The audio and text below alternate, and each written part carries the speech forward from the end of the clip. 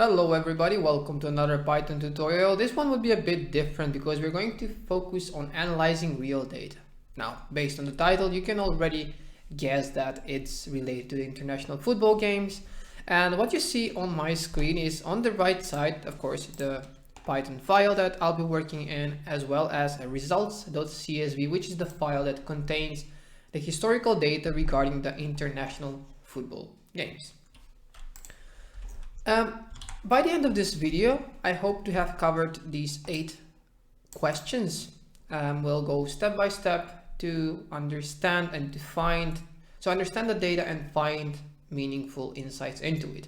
And ideally, when you're working with data, you have a good data set, and then good luck. It's up to you to find meaning in the data. So what we're going to do here is, let's start and work through the questions, and I'll try to explain as we go. And if you have any questions or comments, please let me know in the comment section below. Now, regarding the file, I'll leave a link in the descriptions if you want to download it yourself and try to analyze the data. So of course, first we need to import Pandas as PD, which would help us to load this data. So we're going to store it into df, short for data frame, pd.readcsv, and of course results.csv. Now, if you want to check if the file has correctly loaded, you can always print df.head. That should be sufficient to prove that you have the file loaded. However, if you have a large data set, you might want to take a look into the .info, which provides some initial insights into your data. Now, in this case, we have 41,640 data points. So those are our events, or the matches in this case.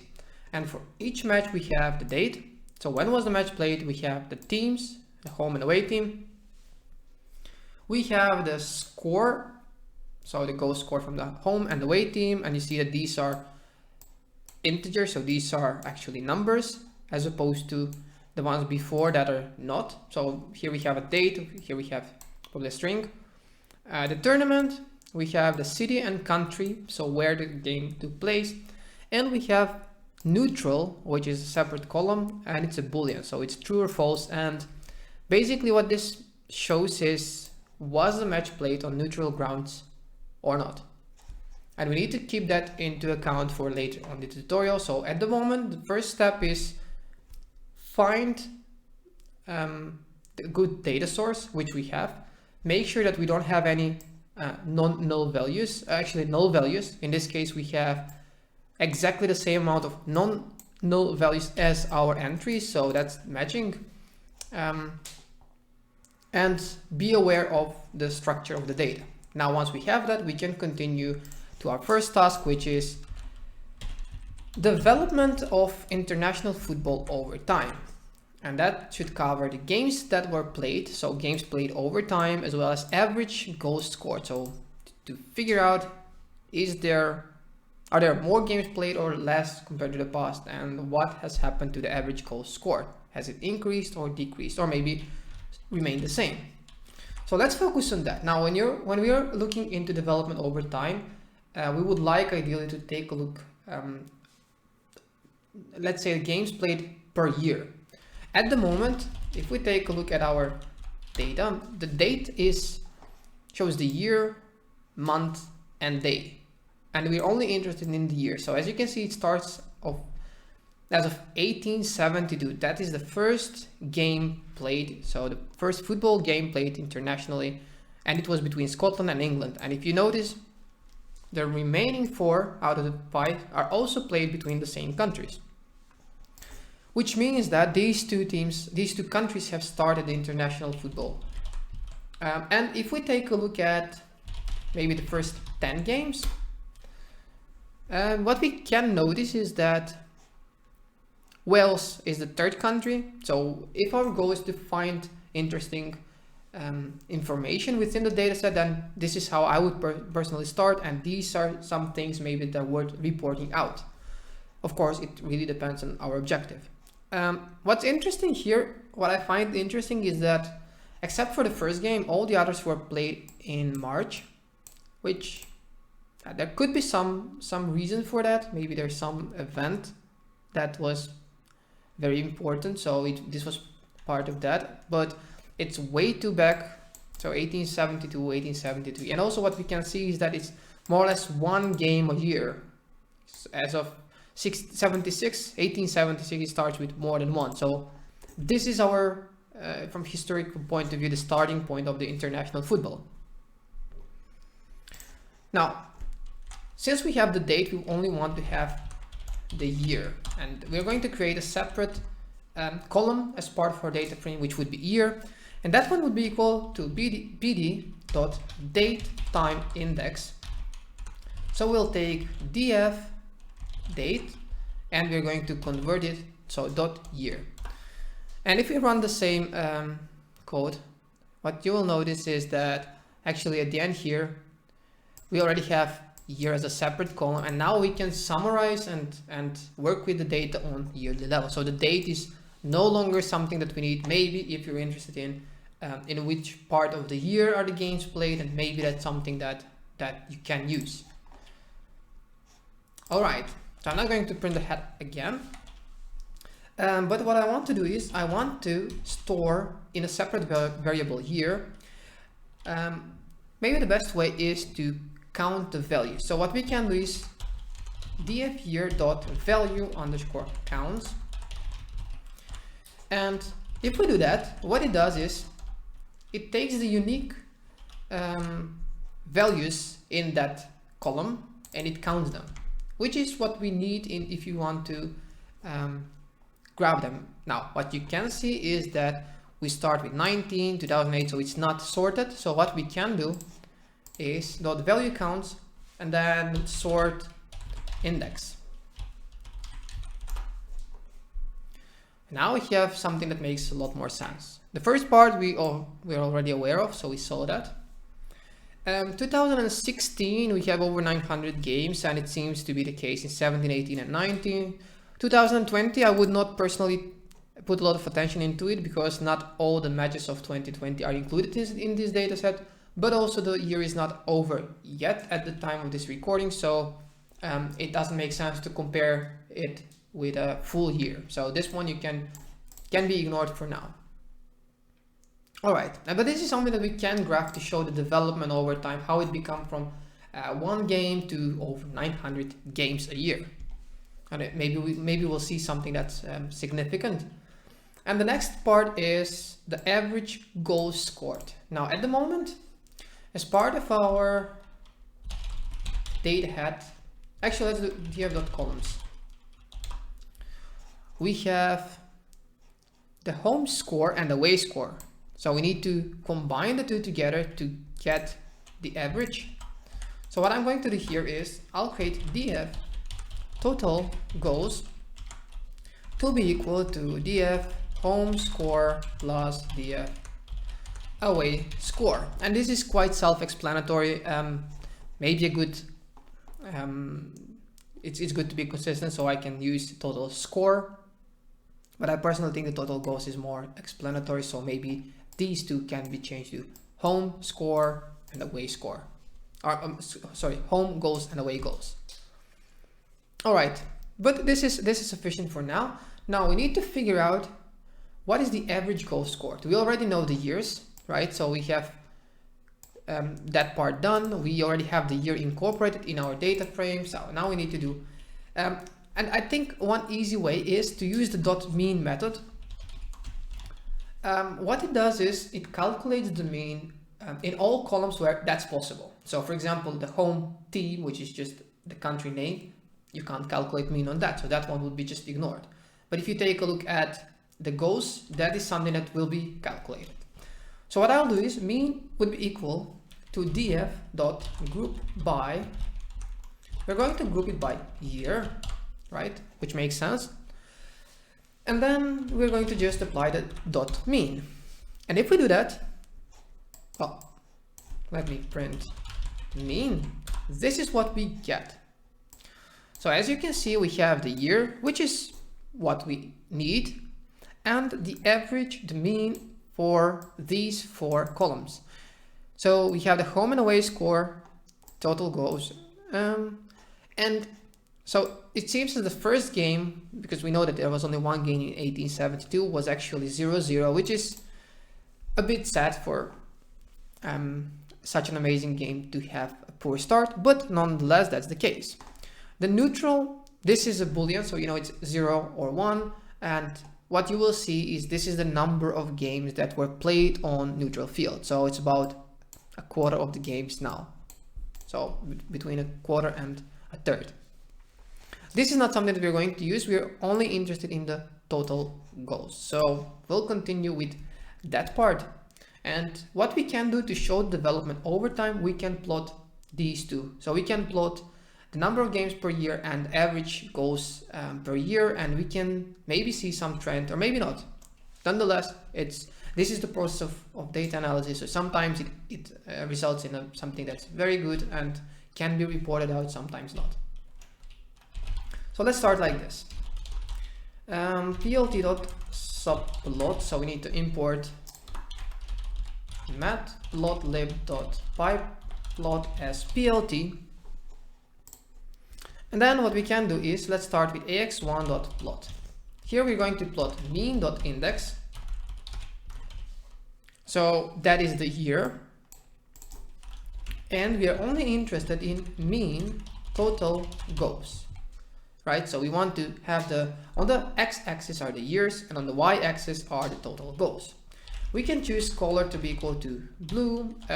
Label you can add if you want. I won't for this particular case, but because I won't show the legend. So, but I'll add set y label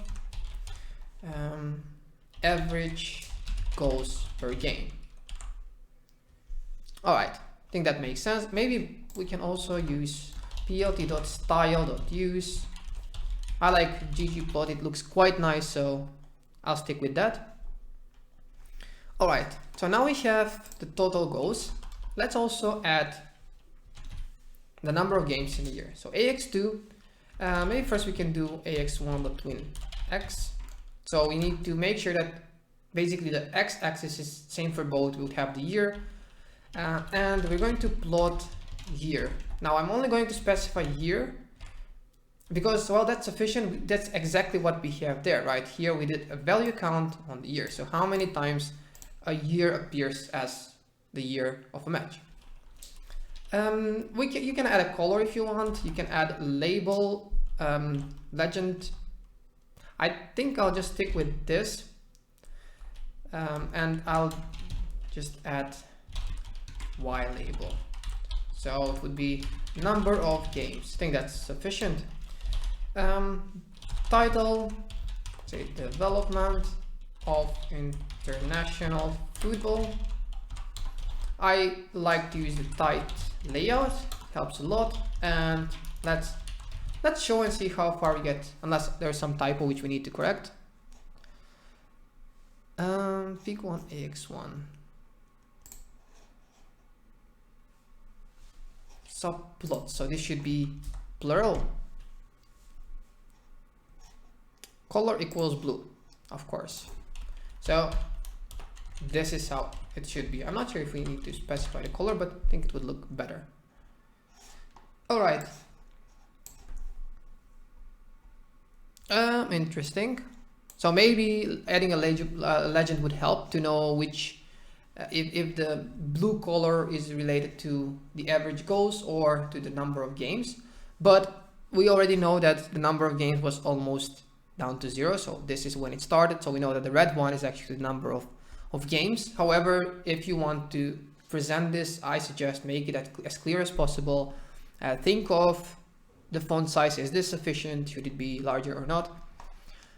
So if you take a look at the number of games played, there is a steady increase over time until, I guess this is the period of the Second World War, so around the 1940s. So then there's a drop, which is logical. But after the World War II, it seems that it just skyrocketed.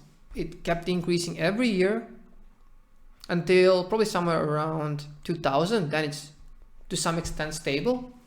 And these peaks that you can see are probably the World Cups. So those are the events that happen every 4 years, which seems quite plausible, because we have around 5 every 20 years, so that makes sense. But if we take a look at the number of goals per game, of course, this first part is not really a good indicator because we don't have a lot of games played. So if there's one game that has a lot of goals, then it automatically increases the mean. But what we can see is as the number of games increased, that the average goals per game actually reduced. So somewhere around here, it kept reducing to a level of around 2.5, and that's around the level that it is in the last years. So it seems that the more games were played, the more countries focused on improving their defense as opposed to improving their attack. So that was the main conclusion that can be like the main takeaway from this particular graph.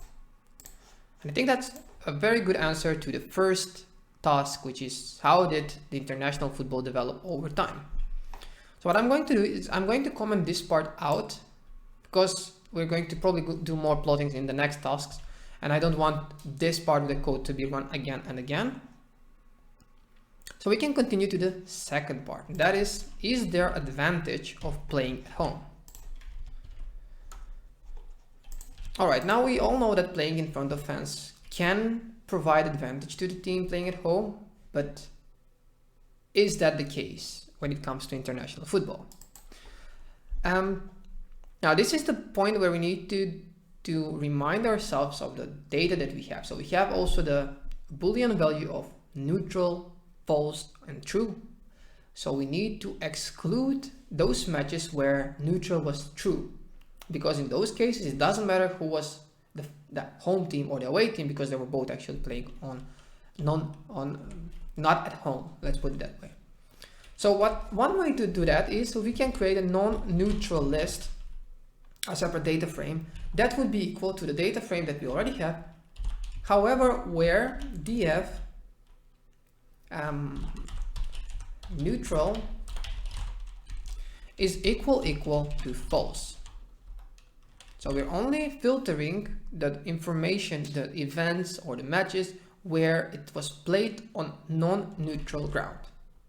How does this make sense? If at any point you feel lost, just let me know in the comments. It's better to feel free to ask. Don't be afraid to do so.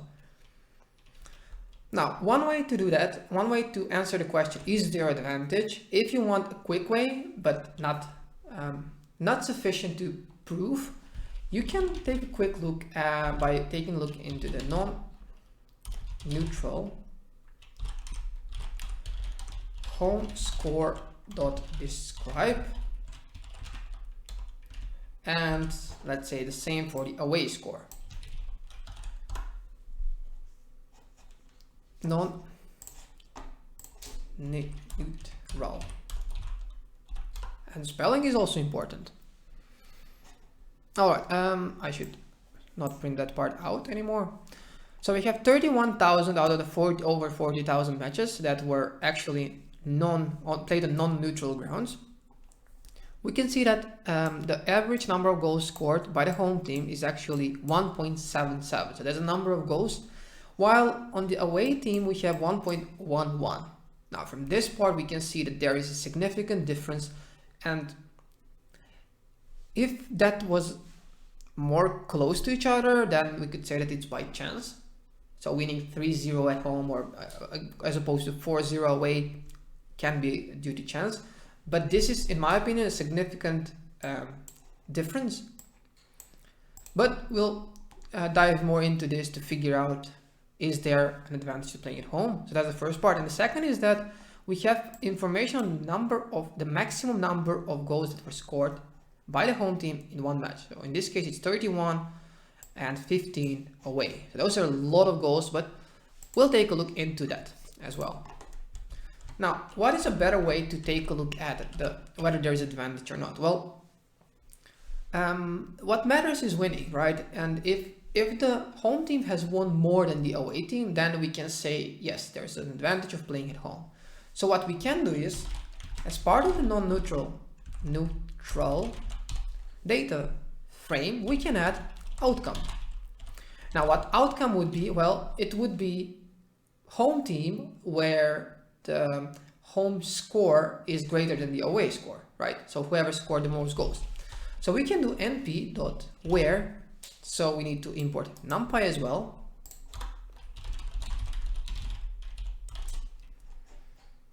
Where non-neutral home score is greater than I can do it like this, non-neutral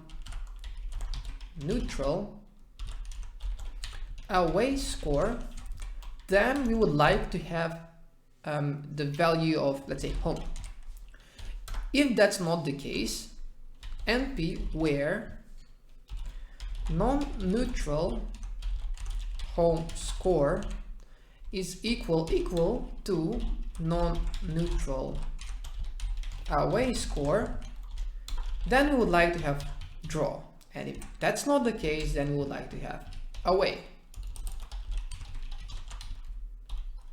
Now this might seem a bit complex, but let me walk you through it again. So basically, where the non-neutral data frame, where the home score is greater than the away score, then we will have for that event, the outcome would be home, meaning the home team won. Where the home score is equal, then we would have draw. And in those cases where none of those apply, we will have away. So let's take non-neutral.hat. Let me also remove this part printing from the top. And let's see. So the first one should be a draw because we know it's 0, 0. Indeed, we have total goals 0, draw. These are actually the 3 columns that we've added at the end that we did not have initially. So this looks quite okay. All right, that's good. Good. So how do we determine if there's a significant difference? Well, we can take the non-neutral outcome and do something that we've done before with the value counts. So dot value underscore counts. What this would do is it would summarize the home, away, and draw. Now, in this case, we have almost 16,000 games won at home as opposed to only 8,000 won away. So this is a significant difference between the two. And you would expect if team A is better than team B, then they would win home, but they would also win away. However, that seems not to be the case. So based on this, we can conclude that there is a home playing at home advantage when it comes to the international football matches. I'm going to remove this part so we don't print it again. And we can move to our third task, which is what was the reason for this international game? So was it a friendly match? Was it the World Cup? Was it qualification? So as part of our columns of our initial data frame, we have the date, team, and we also have tournament. And what tournament is actually is the answer to this task. So what we can do is reason equals, I think this would be an easy way to do it. Tournament dot value counts. What this does is something that we've done before. So it takes a look into that column and it counts the unique values there are. So if we have one repeating, then we would have it summarized, counted more than once. Let's take a look at, actually let's grab this. So let's do this. I think the first thing that I would do is I just add ax1 equals reason dot plot kind equals bar. Now the difficult thing with this is if we do it like this, we are going to get all results plotted, and I think that would be, I'm quite sure that would be a lot, but let's take a look at it. Oh, we also need to use plt.show. That would be a lot of different reasons for playing the game. Instead, what we can do is we can take top 5 and focus on those. So reason 0 to 5. Well, the 0 you don't even have to mention if it's starting from the beginning. It's up to you. But now this would be at least better for the selection. Now, what we are missing here is description is not clear, so we need to take that into account. We don't have labels, we don't have title, and actually this is not usable yet. So let's make sure that that changes. So ax1.set x label is, let's say, type of game, and ax1.set y label number of games. Subtitle, overview of international games. This should be a bit better, not perfect yet. So what we're missing is these X texts are not clear, so we can't really determine what this is related to. The number of games, that's clear, the title looks quite okay. So what I would do is, let's go step by step. So first we can use Plt Type Layout, which would already help to make sure that all information are displayed, but it would probably look terrible. Yeah, so the names are quite long, so that's the first thing that we need to take into account, at least be aware. But there also, the position of the text is well, if you want to read, you have to tilt your head, and you have to think of also how the end user would look into this, and I don't think that this is ideal. So what I propose is we can use plt.xtext and change font size to 12, and we can create rotation to be equal to 25, which would be probably a bit better.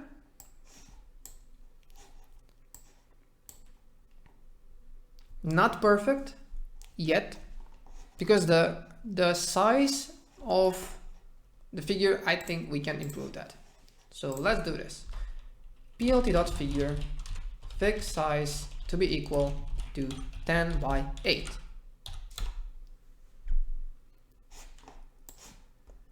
Okay, that looks much better.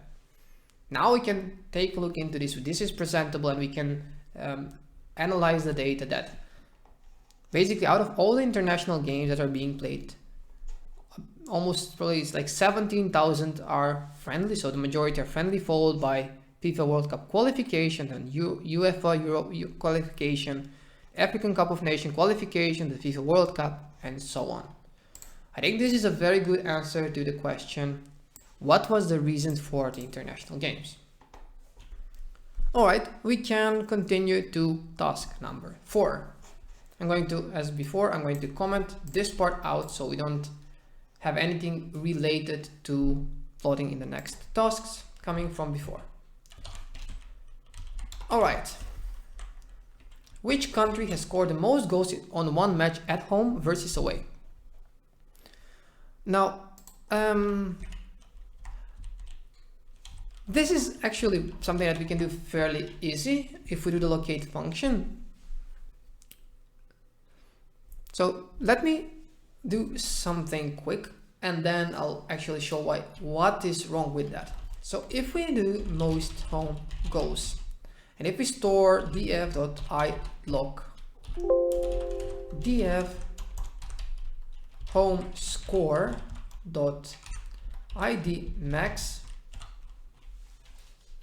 what we're doing is we are locating the index, this should be idx, so the index where it is the maximum, the highest value of the home score in our data frame. Now you might say, okay, I understand, it makes sense, but what you should keep in mind, and what would be incorrect if we do it this way, is that df contains all games regardless whether they were played on neutral field or not. So if you want to have that correct, you need to only use the non-neutral ones, so the data frame that we created.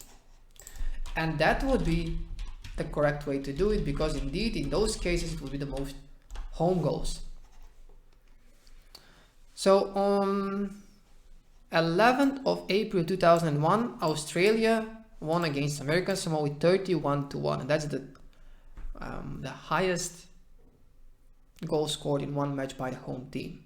So you see neutral is false, so it's not on a neutral ground.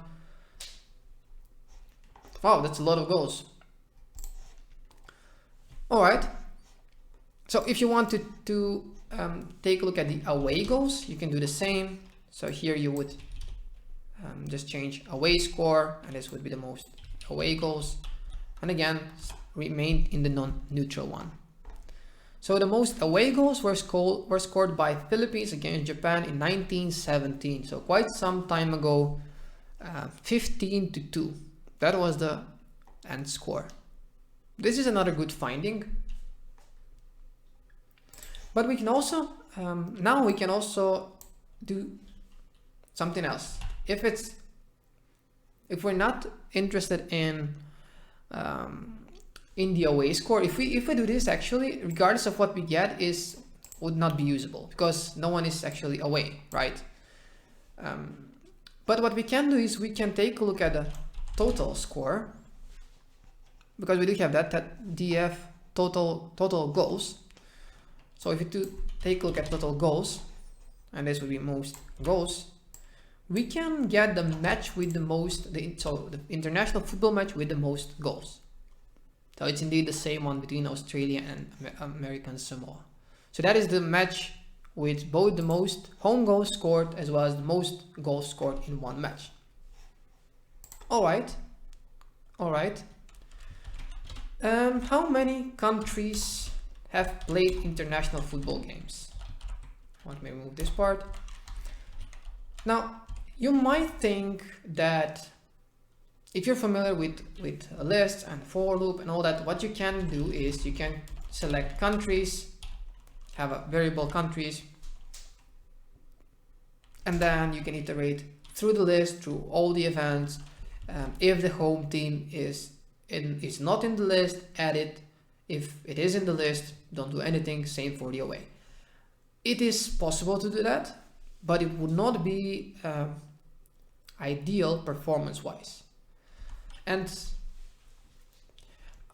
how much time am I already in? Like half an hour. So I think I'll make it short. I won't go into detail on that. I'll just go with the short way. The short way would be if we have home being equal to pd.unique df home team. And of course for the away team, well, it's more or less the same. And then these two we are going to combine into countries. So that would be equal to pd.unique of np.concatenate home away.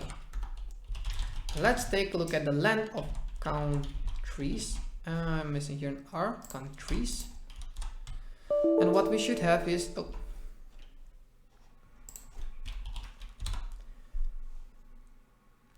so based on our dataset, we have 312 unique countries, which is a lot.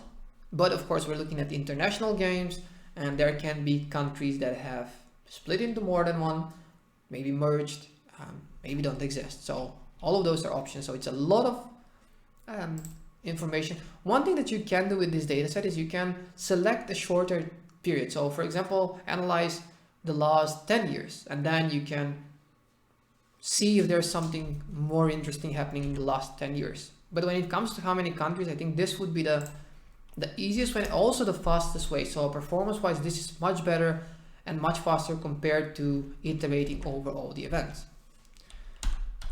All right, which country has won the most games so far? Now we don't have an insight on who won so far, so we need to create, say, winner,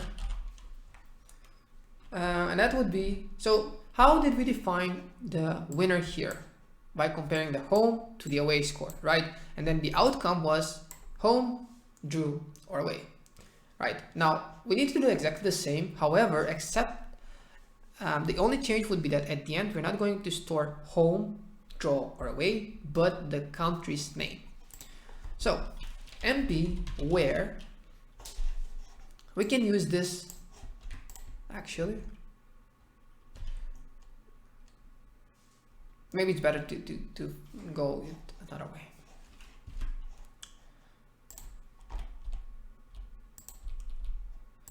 Let's do it like this. So what would we want to have if the home score is greater than the away score? Well, we would like to have df home team. If it's draw, then draw is fine. We are not going to include any name. If it's the away team that won, then df away team. So this is exactly what we did up here, except instead of storing the home, away, or draw, we are storing the home team. Let's take a look at df.head. If this works fine. Actually, what I'm missing is that basically in data frame, what we should do is not the non-neutral, but we're looking in the total international games. So this should be df away score, df home score, and df, and that should make more sense. So we already know that the first one was 0, 0, it's draw. And now this is something that makes sense.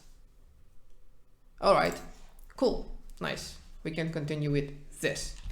Now, how do we find the country that has won the most games? Well, we already know that winners equals df winner dot value counts. I've used it more than once, and we can plot winners.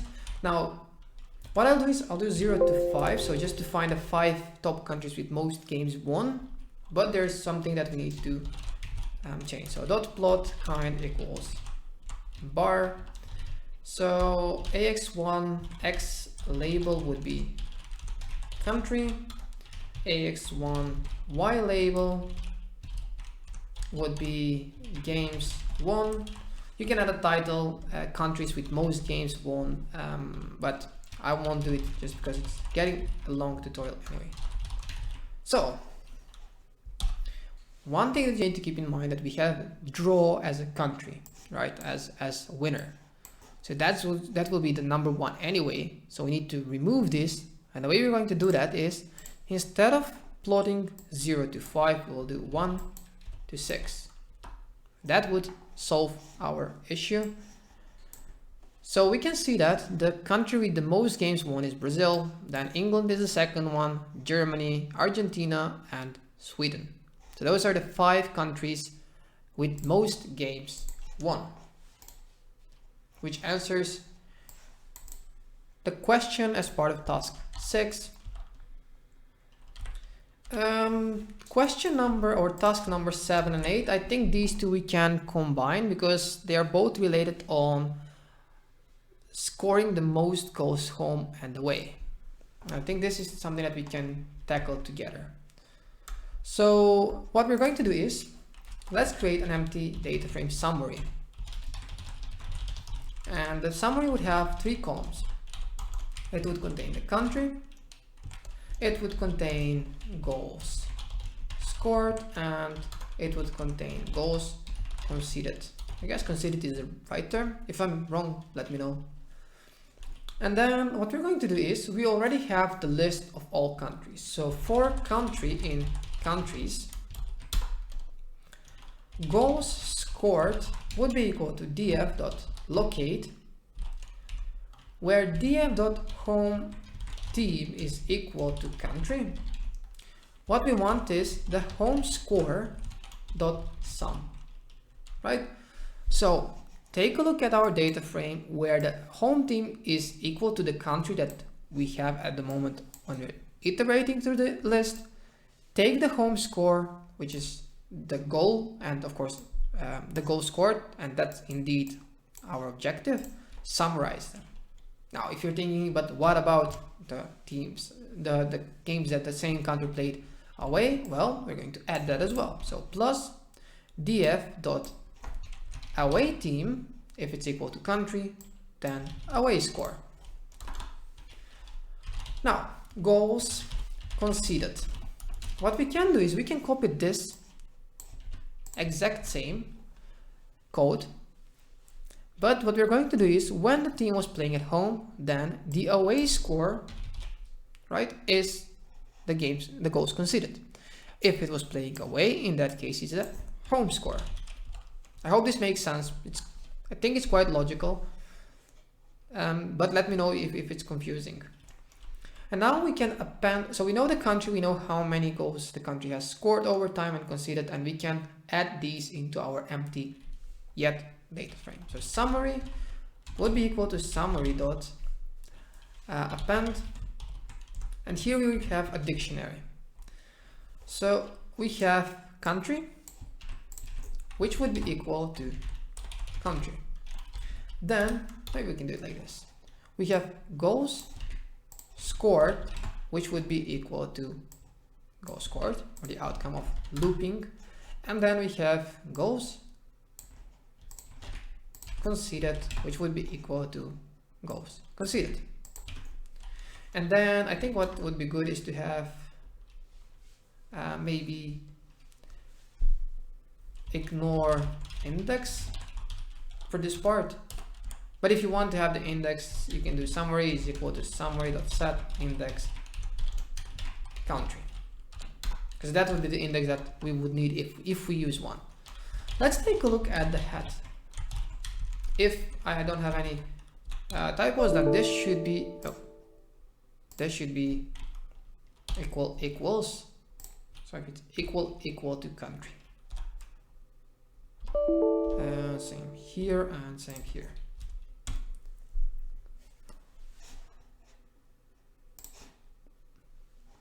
We're still plotting the old one, so I have to get rid of that. All right, so this is how it looks like. But this is most likely the way that the country started playing. So we have Scotland as the first country. We have England, right? Those are the two countries that played between them. Then we have Wales. Northern Ireland is the fourth one, and US is the fifth country that had an international football game. Let me remove first this part of the code up here. We don't want to plot that one. Instead, let's take a look into the countries with the most goals. So let's make this which countries instead of singular one. Now, what would you do? I think ideally is you would like to sort this summary data frame based on whatever column it is, and then plot the top results. So summary is equal to summary.sort values by, let's say, goals scored, and then you can have ascending is equal to true or false. So let's plot plt.bar summary.index. So let's get the first 5, 0 to 5, and summary goals scored 0 to 5. Maybe let's also do plt.type layout. That should be sufficient. Of course, you need to add title and all that, but this is actually the countries that have scored the most goals in their international games. Well, actually there are no domestic games anyway, so in their games. So Brazil is number 1, then followed by Germany, Argentina, England, and Sweden. Now, if you want to focus on number 8, which countries conceded the most goals, well, what you would do is you would rank, or you would sort them by goals conceded, then you would plot goals conceded. And the outcome of that would be the following. So Finland has the most goals conceded, and followed by Switzerland, Sweden, Norway, and Austria. This would be all regarding this tutorial. We've covered all the points that we had at the beginning. I would advise you, if you want to do this, get out of the comfort zone, find a data set that you're not familiar with, and try to find meaningful insights in it. It can be, if you're interested in football, you can go to kaggle.com. You'll find, I think there's on almost every league some historical information that you can use to do some analysis, but you can also find any kind of data and just do something, and that's how actually the best way to learn.